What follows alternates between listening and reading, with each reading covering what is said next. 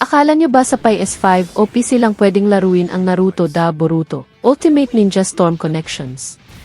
Nagkakamali kayo dahil gamit ang Eden Emulator, dinala natin ang world-class ninja action sa ating mga Android devices.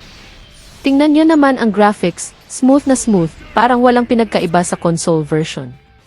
Ramdam na ramdam ang bawat secret technique at nang walang lag. Pero babala, hindi ito basta-basta.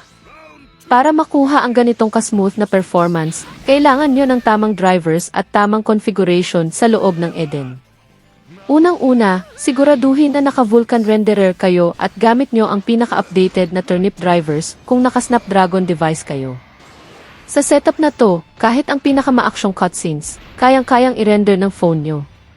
Huwag kayong maniniwala sa mga nagsasabing hindi pa kaya ng mobile ang mga ganitong kalaking laro.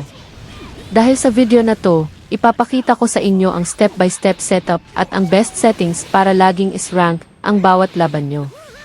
Handa ka na bang maging Ultimate Shinobi? I-download na ang Eden Emulator at i-ready ang inyong mga files.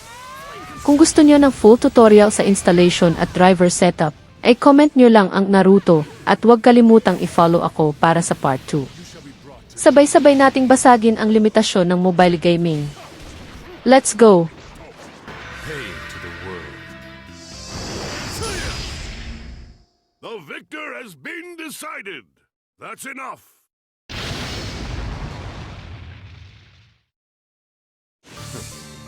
Have you begun to